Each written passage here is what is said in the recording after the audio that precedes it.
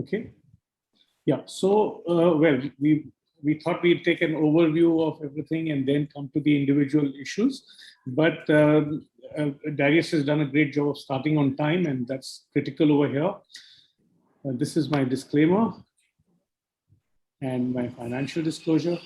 Now, we all know that ARMD or AMD is a degenerative disorder of the macula, affecting older adults more than 55 years of age, and the vision impairment occurs in the later stages of the disease.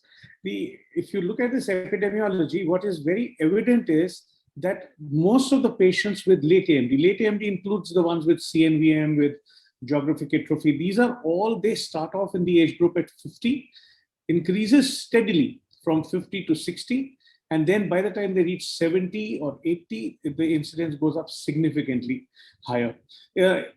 A note here, I think in our own context, we seem to have these changes a little earlier, maybe a decade earlier than what we see in the West. So we can expect to see CNVMs in the 60s also, and fairly commonly.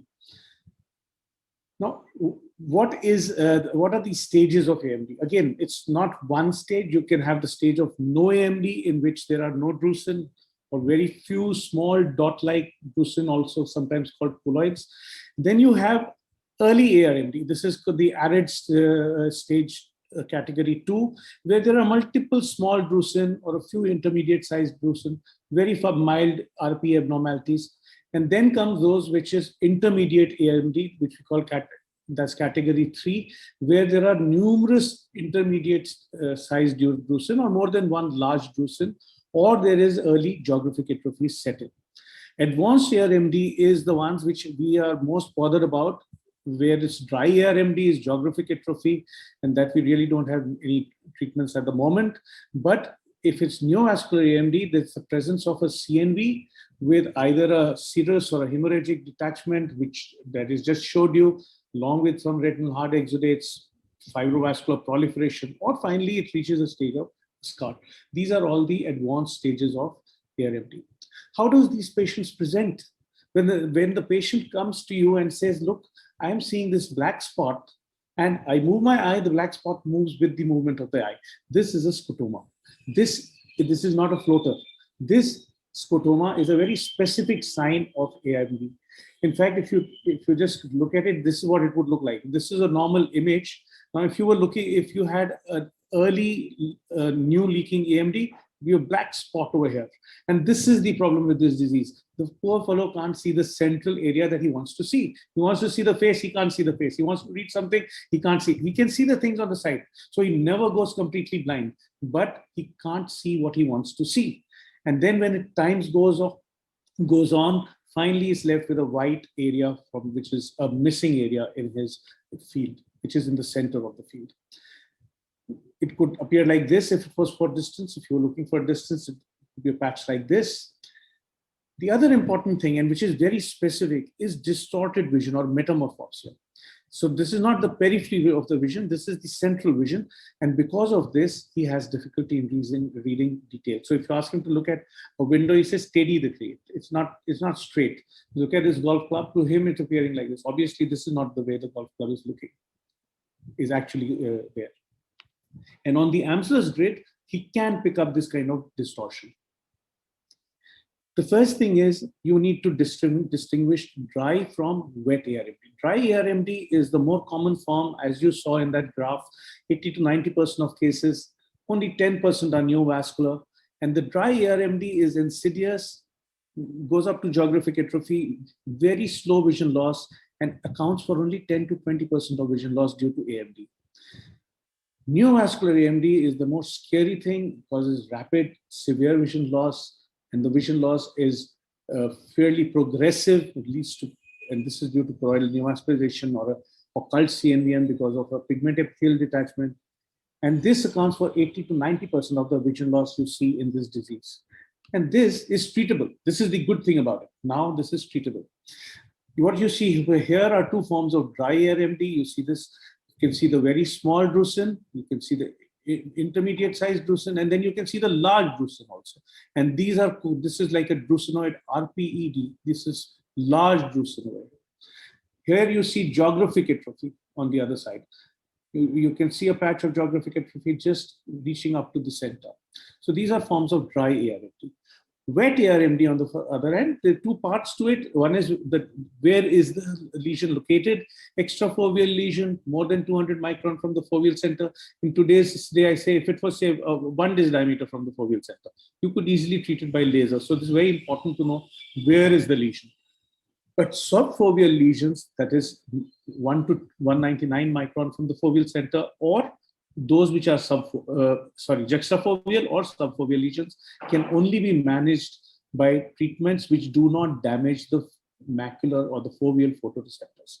Now, how do they present on fluorescein angiography? If you look at it, classic CNV will present like this. Clinically, it looks like a yellowish gray lesion, but early phase of the angiogram could show you the network of vessels and hyperfluorescence, which is quite intense, and that becomes much more intense over time and becomes a blurred margin. This is classic CNVM. The other form is the occult CNVM, which has two forms. One is called the late leakage from an unknown source. Now you see in the early phase there is virtually no fluorescence, and in the late phase the whole area fluoresces. So this is late leakage from an unknown source. The other form of an occult CNVM is an RPE detachment, where the filling occurs in the early phase, and the late phase, the margins remain equally distinct, but the intensity of the fluorescence increases. Now, this is how we used to diagnose on fluorescein angiography. Nowadays, we do it on OCT, and Darius has shown you part of that. So classic lesions are the ones which are above the RPE. Occult are the ones which arise below the RPE, and PCV, polypoidal choroidal vasculopathy, is a variant of that. And finally, you have those which are rising in the substance and going downwards, that is retinal angiomatous proliferation. So let's see all three. This is type 1, where you can see an RPED, and this is type 2, where you can see that the lesion is above the RPE.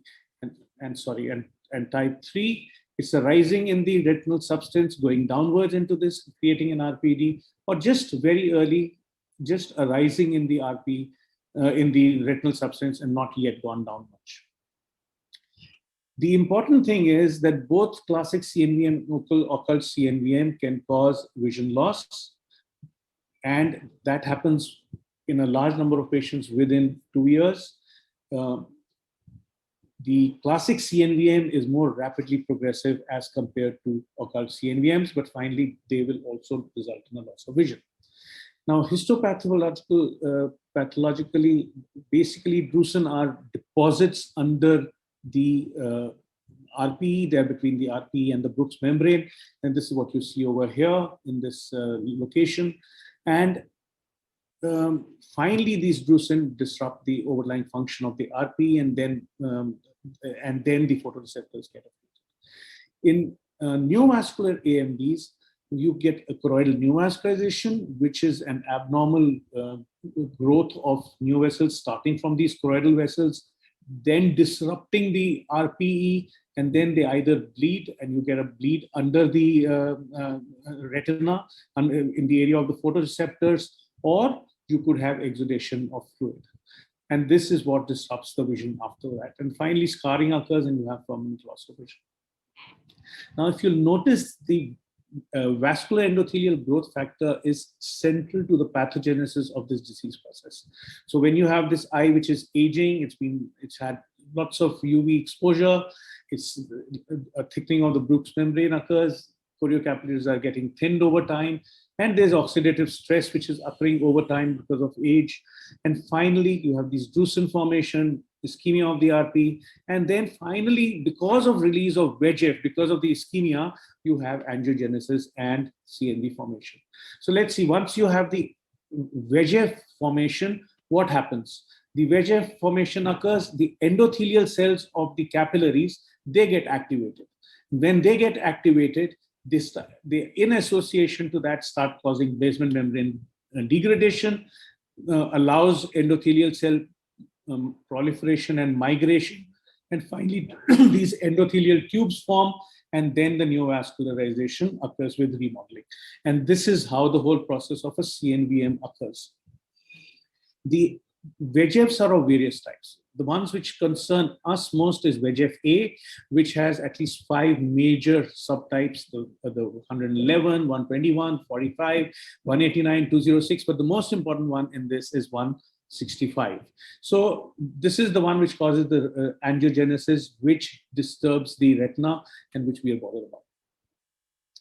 Now, it's not just the VEGF. The fact is the VEGF has its action by going on to VEGF receptors.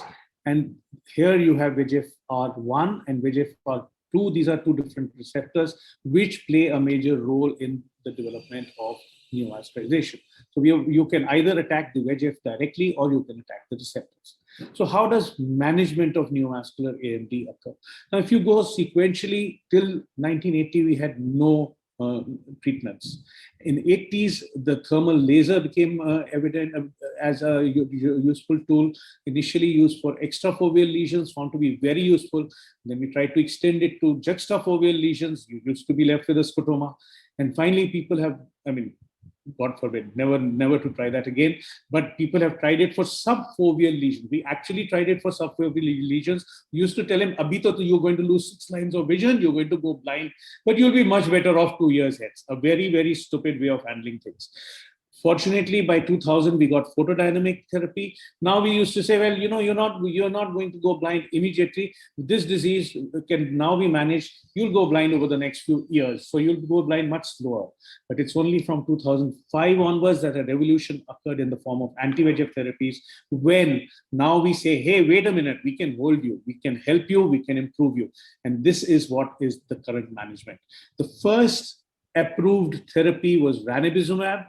And this came from 2 trials, the Anchor study, which was on classic CNVMs. And you can see, if you compare PDT, is slowly going down. And with Anchor's ranibizumab, now you say, hey, you're going to improve.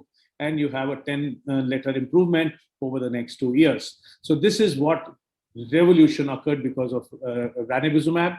And the same thing happened in occult CNVMs. You can see the same kind of improvement, though not as dramatic, occurred with ranibizumab in the occult CNVMs also.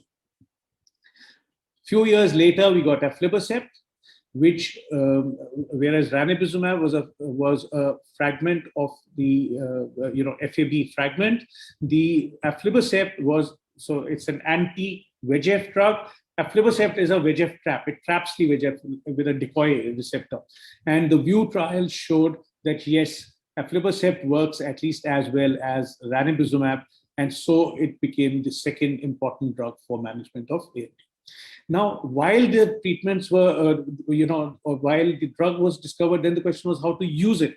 Initially in these studies, it was used monthly in the Marina and Anchor. Then we tried to use it quarterly. That found not good enough in many of the trials. Then people tried PRN treatments, and then finally came up to treat and extend.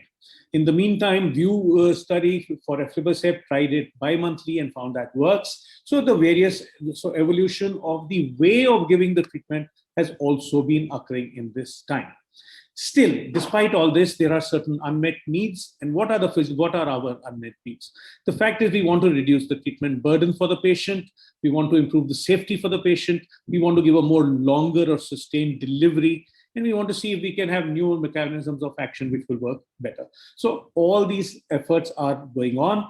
And one thing we realize is that the basic crux of this whole thing is insufficient fluid resolution. If the fluid was resolving well, all these other problems would also go. And so what is it that we want to do? We want to resolve the retinal fluid, which is the overall treatment objective in neovascular AMD. This fluid, which is in the intraretinal spaces, in the subretinal spaces, in the subretinal space, the sub-RP space, this is an early sign of disease, active disease. And if this can be managed, the patient can be helped. If this continues for a long time, vision loss will occur. So this is the crux of the whole problem. All our strategies are designed to minimize the fluid, remove it if we can. We can't remove it. Then the next best thing is to minimize it. So this is what we are trying to do. So far, we have 2 drugs, ranibizumab and aflibercept.